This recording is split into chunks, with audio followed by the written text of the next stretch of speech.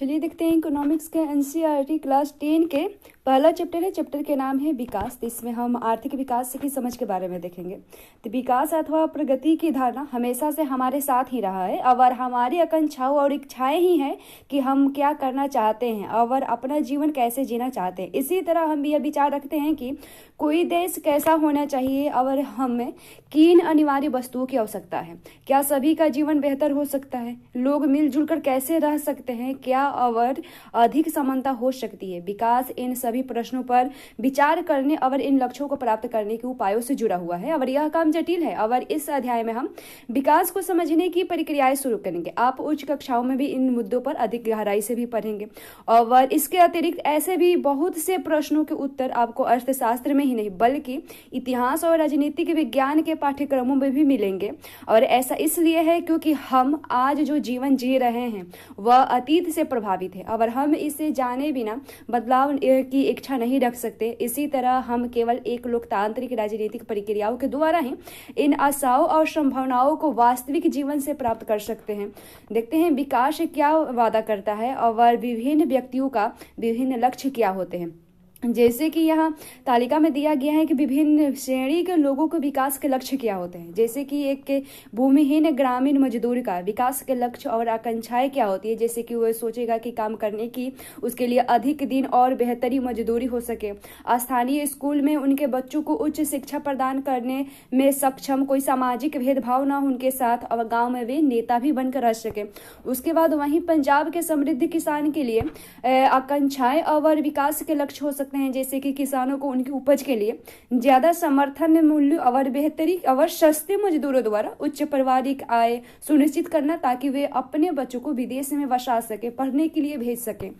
वही है कि जैसे किसान जो खेती के लिए केवल वर्षा पर निर्भर है वो सिर्फ अपने विकास के लिए भी कुछ सोच सकता है। वैसे ही भूस्वामी परिवार की एक महिला ग्रामीण महिला हो सकती है, शहरी बेरोजगार युवक हो सकते हैं। उसके बाद फिर शहर के अमीर परिवार के भी एक लड़का हो सकते हैं, वहीं शहर के अमीर परिवार के भी लड़की हो सकती है। जैसे वो सोच सकती है कि उसे अपने भाई के जैसा आज़ादी मिले, वह अपने फैसले खुद कर सकती है, वह भी पढ़ाई के लिए विदेश जा सके। इस तालिका को देखने के बाद सभी लोगों के विकास की प्रगति के बारे में जैसे विचार नहीं प्रतीत होते हैं। संभव है कि ऐसा नहीं है और इनमें से हर एक अलग अलग चीजें पाना चाहते हैं। वे ऐसी चीजें चाहते हैं जो उनके लिए सर्वाधिक महत्वपूर्ण है, अर्थात वे चीजों की जो उनकी आकांक्षाओं और इच्छाओं को पूरा कर सके। वास्तव में कई बार दो व्यक्ति या दो गुट ऐसी चीजें चाह सकते हैं जिनमें परस्पर विरोध हो सकता है। एक लड़की अपने भाई के समक्ष आजादी और अवसर मिलने और भाई के घर में कामकाज में हाथ बंटवाएगा और इसकी आशा वो रखती है कि उसके भाई कामकाज में हाथ बंटवाएगा, अपने लिए आज़ादी खोज सकती है।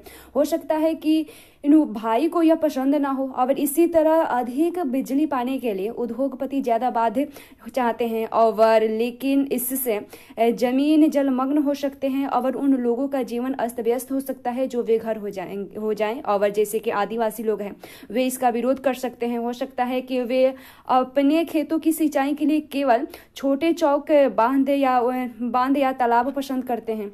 और उसके बाद जैसे आय और अन्य लक्ष्य के बारे में देखें, जैसे कि हमने तालिका 1.1 को देखा, एक बार फिर उसको हम विचार सकते हैं। जो लोग चाहते हैं कि उन्हें नियमित काम, बेहतरी मजदूरी और अपनी उपज अथवा अन्य उत्पादों के लिए अच्छी कीमतें मिले। दूसरे शब्दों में वे ज़्यादा आय चाहते हैं।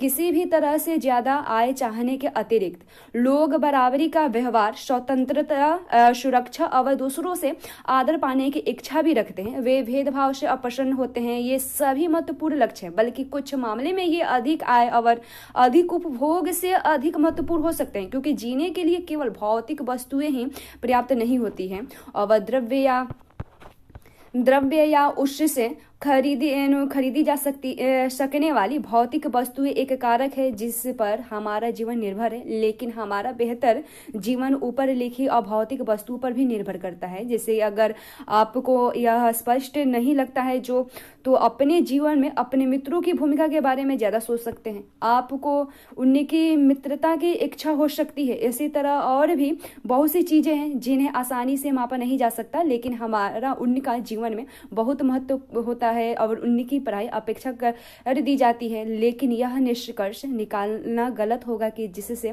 मापा नहीं जा सकता वह महत्व नहीं रखता। और एक और उदाहरण देखिए, जैसे अगर आपको कहीं दूर दराज के इलाके में नौकरी मिलती है, उसे स्वीकार करने से पहले आप आय के अतिरिक्त बहुत से कारकों पर विचार करेंगे, जैसे कि आपके परिवार के लिए क्या सुविधाएं उपलब्ध होगी, काम करने का वातावरण कैसा होगा या सीखने के क्या अवसर हो सकते हैं। दूसरी नौकरी में यद्यपि आपको वेतन कम मिलते हैं, लेकिन यह नियमित रोजगार हो सकते हैं जो आपकी सुरक्षा की भावना को बढ़ाता है। और एक अन्य नौकरी अधिक वेतन दे सकते हैं लेकिन कार्य की सुरक्षा नहीं। और हो सकता है कि आपको परिवार के लिए पर्याप्त समय भी न मिले, इससे आपकी सुरक्षा और स्वतंत्रता की भावना कम हो जाएगी। और इसी तरह विकास के लिए लोग मिले जुले लक्ष्यों को देखते हैं। अब यह सच है कि यदि महिलाएं वेतनभोगी कार्य करती है तो घर और समाज में उनका आदर बढ़ता है। तथापि यह भी सच है कि अगर महिलाओं के लिए आदर है तो घर में उनके कामकाज में ज्यादा हाथ बटाया जाएगा और घर से बाहर काम करने वाली महिलाओं को अधिक स्वीकार किया जाएगा। सुरक्षित और संरक्षित वातावरण के कारण ज्यादा महिलाएं विभिन्न प्रकार की नौकरियां या व्यापार कर सकती है। इसलिए लोगों के विकास के लक्ष्य बेहतर आय की ही नहीं होती बल्कि जीवन में अन्य महत्वपूर्ण चीजों के बारे में भी होती है। उसके बाद जैसे राष्ट्रीय विकास के बारे में देखें, जैसे कि हमने ऊपर देखा, यदि लोगों के लक्ष्य भिन्न है तो उनकी राष्ट्रीय विकास के बारे में धारणा भी भिन्न होगी। आपस में इस विषय पर चर्चा भी कर सकते हैं कि भारत को विकास के लिए क्या करना चाहिए। संभव है कि कक्षा के विभिन्न विद्यार्थियों ने उपयुक्त प्रश्नों का अलग अलग उत्तर दिए होंगे, सभी अलग अलग सोचते होंगे। हो सकता है आपने स्वयं इन प्रश्नों के बहुत से उत्तर सोचे होंगे और उनमें से किसी एक के विषय में आप स्वयं भी निश्चित न हो। यह समझना बहुत आवश्यक है कि देश के विकास के विषय में विभिन्न लोगों की धारणाएं भिन्न या परस्पर विरोध हो सकते हैं, लेकिन क्या सभी विचारों को बराबर का महत्व दिया जा सकता है, या यदि परस्पर विरोधी है तो निर्णय कैसे किया जाए। सभी के लिए न्यायपूर्ण और सही राह क्या होगी। हमें यह भी सोचना होगा कि क्या कार्य करने का कोई बेहतर तरीका है, क्या इस विचार से बहुत से लोगों को लाभ होगा या कुछ को ही होगा। और राष्ट्रीय विकास का अभिप्राय इन सब प्रश्नों पर विचार करना है।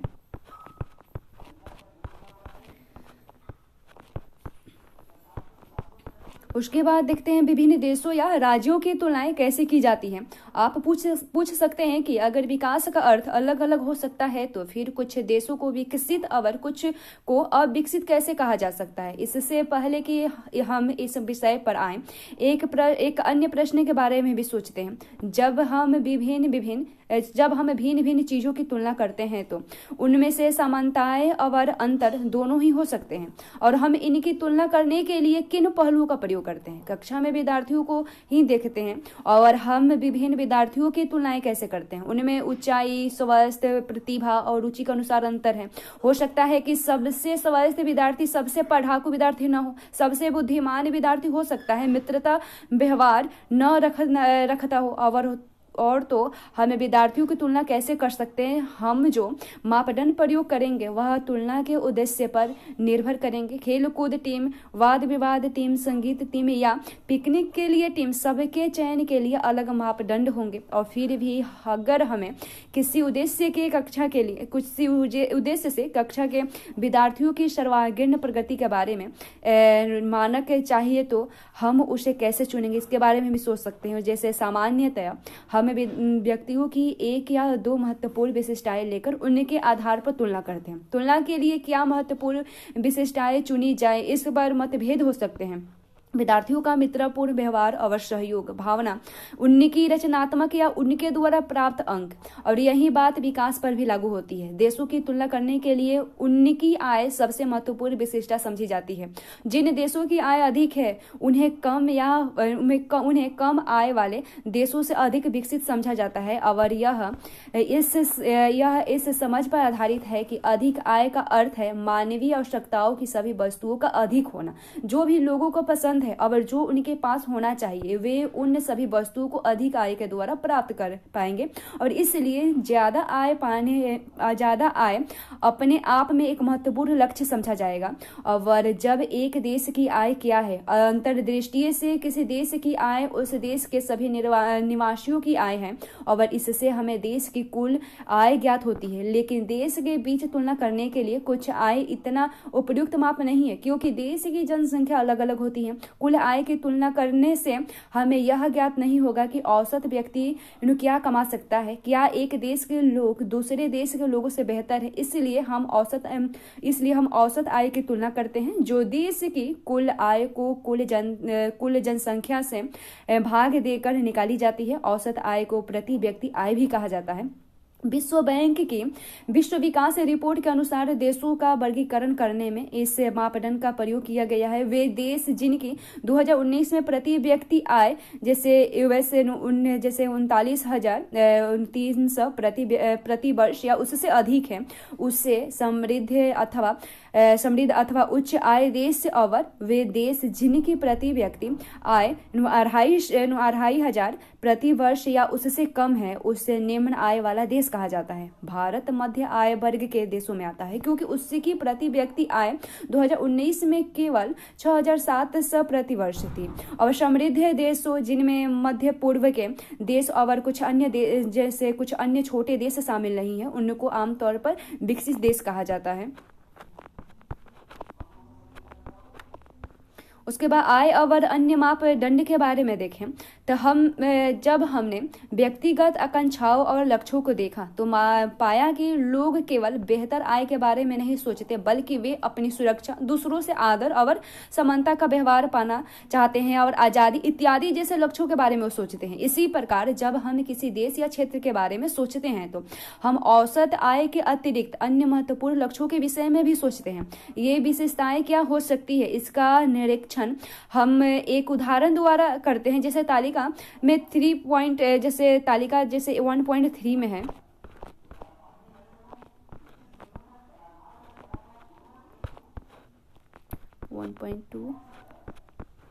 हाँ, जैसे तालिका 1.3 में है, जैसे चयनित राज्यों के प्रति व्यक्ति आय जैसे यहाँ पर दिया गया, हरियाणा में दिया गया है प्रति व्यक्ति आय जैसे 2,36,147, केरल में है 2,04,105, बिहार में है 40,982 है। तो ऐसे ही जैसे कि हम तालिका में देखते हैं विशेष इसका निरीक्षण हम एक उदाहरण के द्वारा समझ सकते हैं। जैसे कि तालिका में दिया गया है हरियाणा, केरल और बिहार के प्रति व्यक्ति आय दर्शाई गई है और वास्तव में ये आंकड़े वर्ष 2018 और 2019 की वर्तमान कीमतों पर प्रति व्यक्ति निवल राज्य घरेलू उत्पाद के हैं। और अभी हम इस जटिल शब्द का क्या वास्तविक अर्थ है उसे छोड़ देते हैं। मोटे तौर पर हम इसे राज्य की प्रति व्यक्ति आय मान सकते हैं। हम देखते हैं कि इन तीनों राज्यों में हरियाणा के प्रति व्यक्ति आय सबसे अधिक है और बिहार सबसे पीछे है। इसका अर्थ है कि औसतन हरियाणा में एक व्यक्ति एक वर्ष में 2,36,147 रुपये कमाता है, जबकि बिहार में औसतन वह केवल 40,982 रुपये कमाता है। इसलिए अगर विकास को मापने के लिए प्रति व्यक्ति आय का प्रयोग किया जाए तो तीनों राज्यों में हरियाणा से अधिक और बिहार सबसे कम विकसित राज्य माना जाएगा। जब हम इन तीनों राज्यों के कुछ और आंकड़े पर नजर डालते हैं तो तालिका 4.1 दर्शाती है। जैसे हरियाणा, केरल और बिहार के कुछ तुलनात्मक आंकड़े भी दिया गया है। जैसे कि हरियाणा में शिशु मृत्यु दर 2018 के हिसाब से 1,000 व्यक्ति में 30 है और साक्षरता दर 2017 से 2018 के साक्षरता दर प्रतिशत 2017 से 2018 में 80% है। उसके बाद निवल उपस्थिति अनुपात जैसे प्रति 100 व्यक्ति उच्च 100 व्यक्ति उच्च के हिसाब से अनुपात उच्च और जैसे आयु 14 तथा 15 वर्ष के बीच के बच्चों के हैं। और उसके बाद 2017 से 2018 में के हैं निवल उपस्थित अनुपात उच्च में 67 है। वहीं केरल में शिशु मृत्यु दर प्रति 100 व्यक्ति के हिसाब से 7 है और साक्षरता दर है 96 है और निवल उपस्थित अनुपात उच्चतर में 77 है। वहीं बिहार में शिशु मृत्यु दर प्रति 100 व्यक्ति के हिसाब से 32 है, साक्षरता दर प्रतिशत 71 है और निवल उपस्थिति अनुपात उच्चतर में 55 है। यहाँ इस तालिकाओं में प्रयोग किए गए कुछ शब्दों की व्याख्या, जैसे कि शिशु मृत्यु दर किसी वर्ष में पैदा हुए 1000 जीवित बच्चों में से 1 वर्ष की आयु से पहले मर जाने वाले बच्चों का अनुपात दिखाई गई है। साक्षरता दर में 7 वर्ष और उससे अधिक आयु के लोगों के में साक्षर जनसंख्या का अनुपात है। और निम्न उपस्थित अनुपात में 14 और 15 वर्ष की आयु के स्कूल जाने वाले कुल बच्चों का उस आयु वर्ग के कुल बच्चों के 7% है।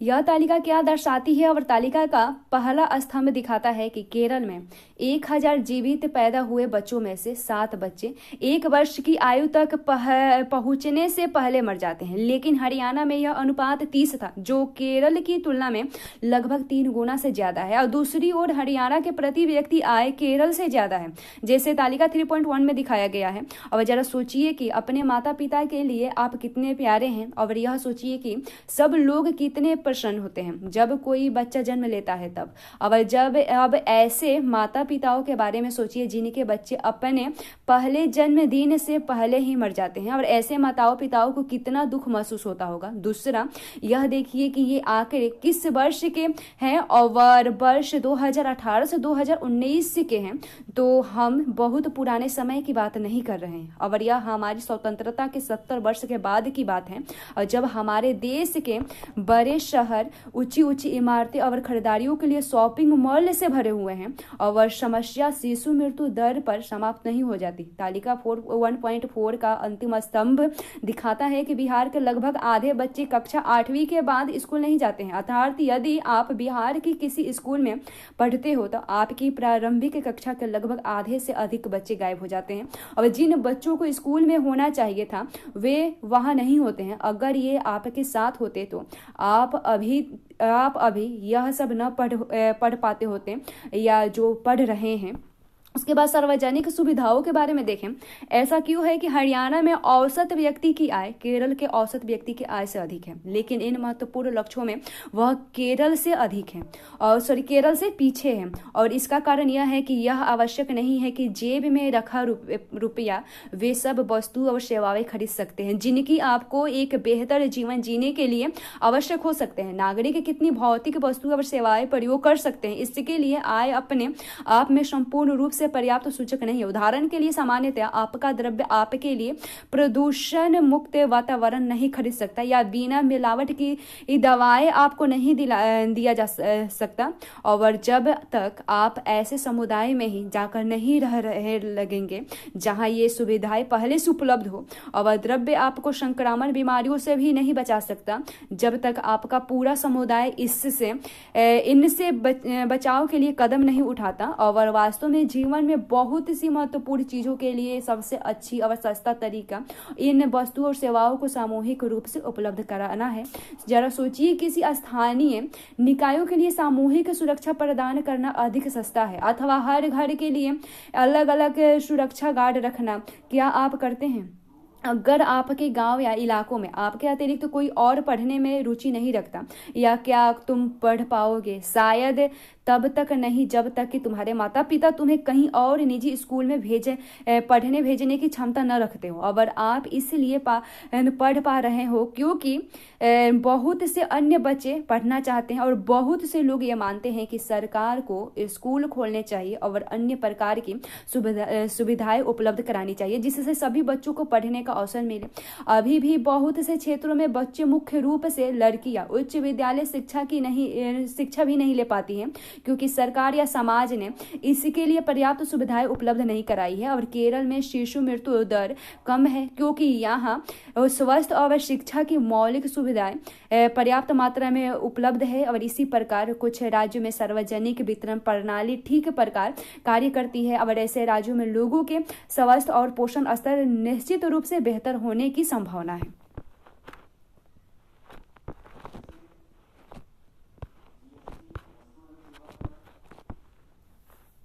जैसे मानव विकास रिपोर्ट के हिसाब से एक बार यह समझ में आ जाएगा कि यद्यपि आय का स्तर महत्वपूर्ण है, पर यह विकास के स्तर को मापने का अपर्याप्त मापदंड है, तो हम अन्य मापदंडों के बारे में सोचेंगे। ऐसे मापदंडों की सूची लंबी हो सकती है, लेकिन वह इतनी उपयोगी नहीं होगी और इससे अगर हमें अधिक महत्वपूर्ण चीजों की कम संख्या में आवश्यकता है। स्वास्थ्य और शिक्षा के सूचक जैसे हमने केरल और हरियाणा की तुलना करने के लिए प्रयोग किए, ऐसे ही सूचकों में है और पिछले लगभग एक दशक में स्वास्थ्य और शिक्षा सूचकों का आय और साथ व्यापक स्तर पर विकास के माप के लिए प्रयोग किए जाने लगा है। उदाहरण के लिए यूएनडीपी द्वारा प्रकाशित मानव विकास रिपोर्ट देशों की तुलना लोगों के शैक्षिक स्तर, उनकी स्वास्थ्य स्थिति और प्रति व्यक्ति आय के आधार पर करती है और भारत और उसके पड़ोसी देशों की 2020 की मानव विकास रिपोर्ट के कुछ संबंध आंकड़ों पर भी दृष्टि डालना रुचिकर होगा। और क्या यह आश्चर्यजनक नहीं है कि हमारे पड़ोस का एक छोटा सा देश श्रीलंका हर विषय में भारत से आगे है और हमारे जैसे बड़े देश का विश्व में इतना नीचा क्रमांक है, जैसे तालिका 1.6 का भी दिखाती है। जैसे यहाँ वर्ष 2019 के लिए भारत और उसके पड़ोसी देशों के कुछ आंकड़े भी दिखाते हैं, जैसे कि श्रीलंका हो गया।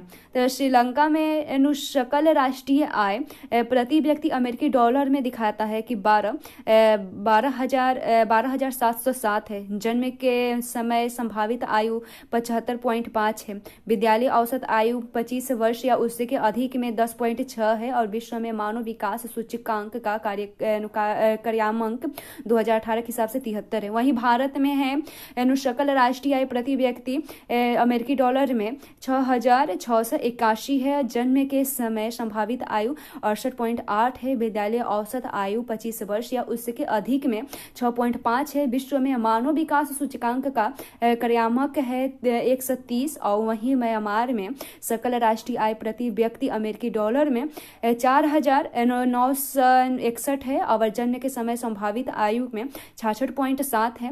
विद्यालय औसत आयु 25 वर्ष का उसके अधिक में 5.5 है और विश्व में मानव विकास सूचकांक का क्रमांक 148 है। वहीं पाकिस्तान में भी सकल राष्ट्रीय आय प्रति व्यक्ति अमेरिकी डॉलर में 5,005 है और जन्म के समय संभावित आयु 66.6 है और विद्यालय अवर आयु 25 वर्ष या उसके अधिक में 5.5 है और विश्व में मानव विकास सूचकांक का क्रमांक है 154 और नेपाल में वहीं सकल राष्ट्रीय आय प्रति व्यक्ति अमेरिकी डॉलर में 3,457 है। जन्म के समय संभावित आयु 70.6 है। विद्यालय औसत आयु 25 वर्ष का उसके अधिक में 5.0 है। विश्व में मानव विकास सूचकांक का कार्यामांक 143 है।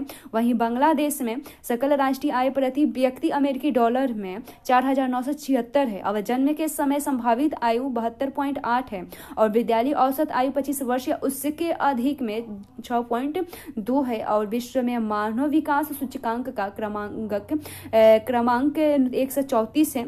और जैसे कुछ टिप्पणी दी गई है कि HDI यानी विश्व में मानव विकास सूचकांक का अर्थ है मानव विकास सूचकांक है और ऊपर दी गई तालिका में HDI सूचकांक क्रमांक कुल 189 देशों में से है और उसके बाद जन्म के समय संभावित आयु जैसे कि नाम से स्पष्ट है व्यक्ति की जन्म के समय औसत आयु की संभावना दर्शाती है।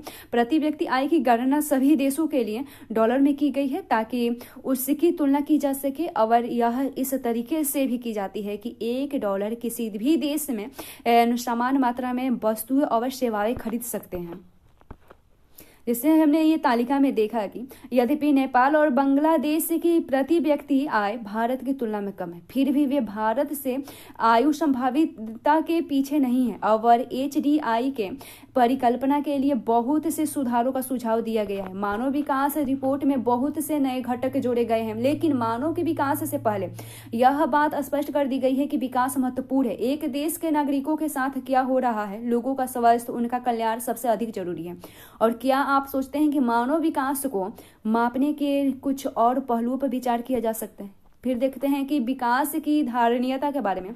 हम विकास को जिस तरह भी परिभाषित करें, अभी के लिए मान लें कि एक विशेष देश काफ़ी विकसित है, हम निश्चित रूप से यह चाहेंगे कि विकास का यह स्तर और ऊंचा हो या कम से कम भावी पीढ़ी के लिए यह स्तर बना रहे, यह स्पष्ट रूप से वांछनीय हो। और लेकिन 20वीं सदी के उत्तरार्ध से बहुत से वैज्ञानिक यह चेतावनी देते आ रहे हैं कि विकास का वर्तमान प्रकार और स्तर धारणीय नहीं है।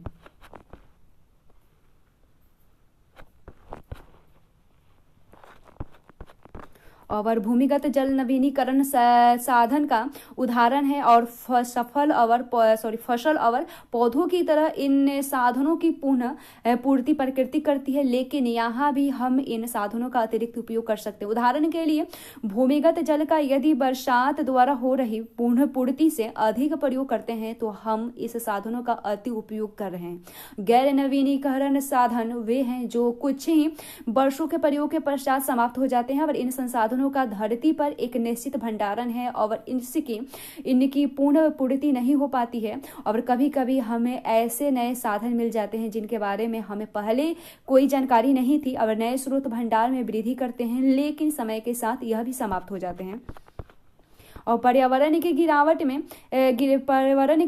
के परिणाम राष्ट्रीय और राज्य सीमाओं का ख्याल नहीं करते और यह एक क्षेत्र या देशगत विषय नहीं रह गया है और हम सब का भविष्य परस्पर जुड़ा हुआ है। और विकास की धारणीयता तुलनात्मक स्तर पर ज्ञान का नया क्षेत्र है जिसमें वैज्ञानिक, अर्थशास्त्री, दार्शनिक और अन्य सामाजिक वैज्ञानिक मिलजुल कर काम करते हैं। और विकास या प्रगति का प्रश्न हमेशा चलने वाला प्रश्न है। हर वक्त में हमें व्यक्तिगत स्तर पर और समाज का सदस्य होने के नाते यह प्रश्न पूछने की भी आवश्यकता है कि हम कहाँ जाना चाहते हैं, हम क्या करना चाहते हैं और हमारे लक्ष्य क्या है। इसके लिए विकास पर भी बहस जारी रहती है। जैसे एक उदाहरण में देखें, अब हमें इसके निम्नीकरण उदाहरण पर समझने के एक उदाहरण में देखें भारत में भूमिगत जल के बारे में। हाल के प्रमाणों से पता चला है कि देश के कई भागों में भूमिगत जल के अति उपयोग होने का गंभीर संकट है। 3 में सूचना मिली है कि वहां पिछले 20 सालों में पानी का स्तर में 4 मीटर से अधिक की गिरावट आई है। देश का लगभग 1/3 भाग भूमिगत जल भंडारों का अति उपयोग कर रहा है। यदि इस साधन के प्रयोग करने का वर्तमान तरीका जारी रहा तो अगले 25 वर्षों में देश का 60% भाग इस साधन का अति उपयोग कर रहा होगा। और भूमिगत जल का अति उपयोग विशेष रूप से पंजाब और पश्चिमी उत्तर प्रदेश की कृषि के दृष्टि से समृद्ध क्षेत्रों, मध्य और दक्षिण भारत के चट्टानी पठारीय क्षेत्र और कुछ तटवर्तीय क्षेत्र और देश में से विकसित होते शहरी बस्तियों में भी पाया जाता है।